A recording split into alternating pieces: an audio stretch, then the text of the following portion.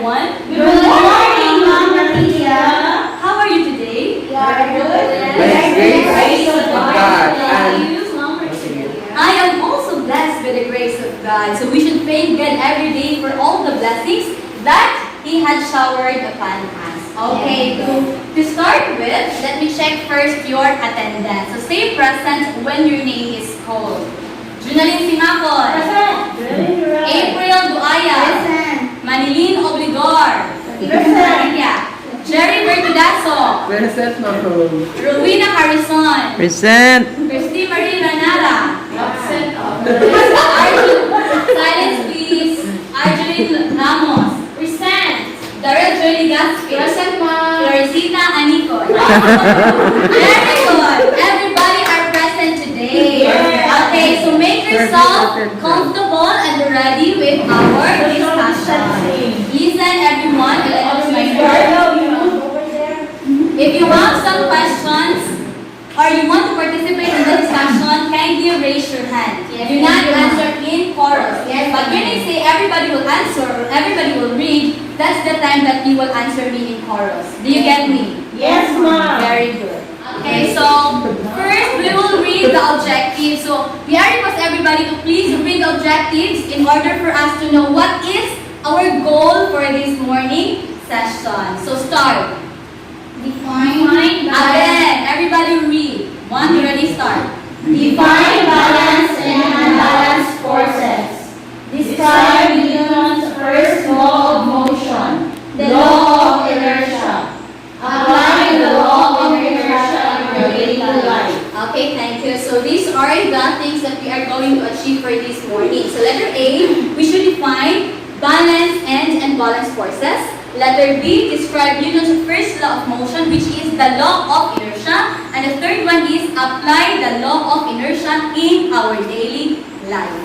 Okay, so since today is the first day of our school year 2020-2021, we will have first a quick recap or relative review of what you have learned in your grade 7 lesson. So are you ready? Yes, ma'am. Okay, so have you seen a door tub with a push or a pull? Yes. Anyone? What's the answer? Yes or no? Everybody, yes or no? Yes. Okay, April. Where can you see a door tub with a push or a pull? Door tub with a push or a pull. Ma'am. Where? In Jerry. the grocery store. In the grocery store. Very good. How about April? Morning, ma'am. Yes, Dorisita? In an office. Very good. In the hospital. In the hospital. In the bank. In the bank. Yes. So, what would happen if you push or pull the door? Is there any movement? Yes. Yes, very good. Is there any force applied, Christy Marie? Yes. Very good. So now, do you still remember what is the meaning of force in your grade 7 lesson? Yes. Okay, si Mama. Listen now. You are now the first What one. is force? Force is simply the push or the and pull. Very good. Very good, si Ang Mama. force tells us to know. So, force is a push or a pull of an object. Okay, so may I request everybody to read what is force. Start. Force is a push or pull on an object. Forces may produce motion. Third. Object can also stay at rest because of water. Okay, so this is force. So when we push or pull an object, we apply force. And then if we apply force, we produce or create any movement, any motion, or any acceleration. And also, object can also stay at rest because of force. Okay. I am standing right now. Do I have force present here? No. I'm not moving. Do I have force present here? No. think yes. In April? Yes or no? I think yes. Yes? I forgot what There is in the feet. Okay, so there is force. Normal See, object can also stay at rest because of force. I am at rest. I'm just standing here. And I have force. What kind of force? normal force. Very good. April and Junalyn, very good. We have this, what we call the normal force and the gravitational force that pull us down and keeps us on the ground. Because without again the presence of this gravitational force and the normal force, what will happen to us? Maybe yes, very good. So now I have here an improvised iron stand and nails, and we will make this materials to differentiate what is balanced and unbalanced forces. Who wants to volunteer to come in front to do the activity with me? Anyone? Jerry. Wait, it should be Jerry. Okay, Jerry, can you please come in front? Jerry, can you please hold the nails? Hold the nails. Okay, I have a question, Jerry. Do you think that the nails will stay at rest at the top of this iron bar? I think so. Can you please show me how will you do that? Can you please make that nail stay at rest at this iron bar? Really? Yes. I go home. Get to it. I think it's a moment. Why? Can you please use that all? No! Everything. Yes, that. Try any style or strategies that you want. Any formation. Oh. Just like that. How about if all these nails Oo. stay at rest at the top of this iron bar? So we will do it right. Just watch. Okay. Just watch, huh? Okay. It's a magic. Paano girl? Go, ma'am. I-press. What is it? Fine. Let's try and try. Go, Jeff. What are you saying?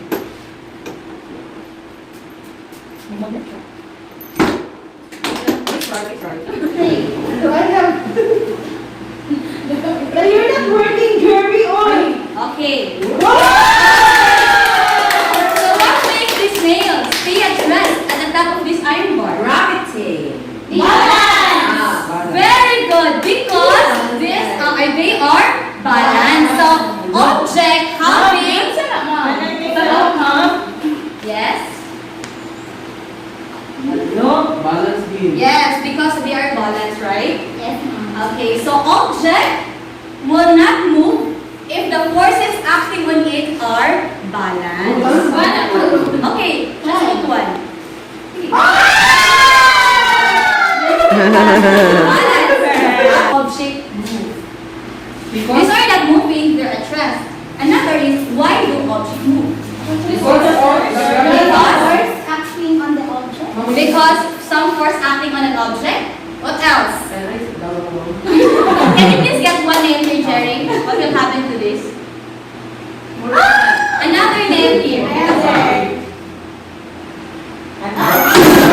Okay, so what happens to the nails? It falls down. Why? Because? Yes, because we are not balanced anymore. So that is balance and unbalanced forces. A very simple example of balance and unbalanced, guys. So balanced forces are equal forces acting in opposite direction. Thus, they have zero net force. Say for example, we have 5 Newton to the right and then 5 Newton to the left. So force net is equals to 5 Newton minus 5 Newton. What is the answer?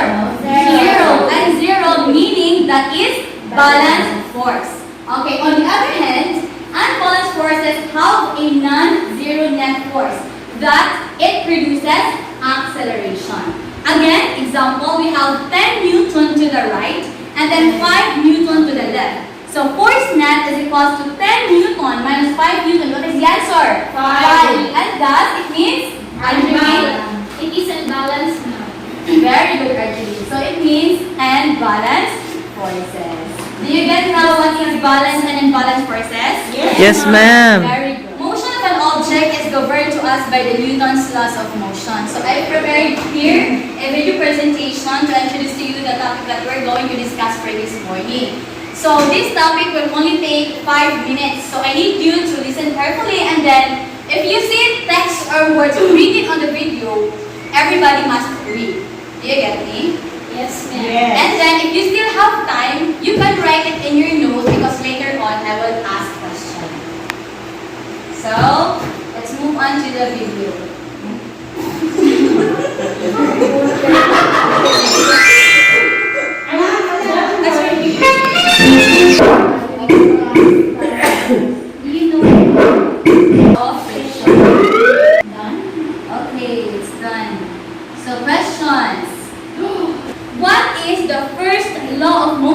or the law of inertia state about?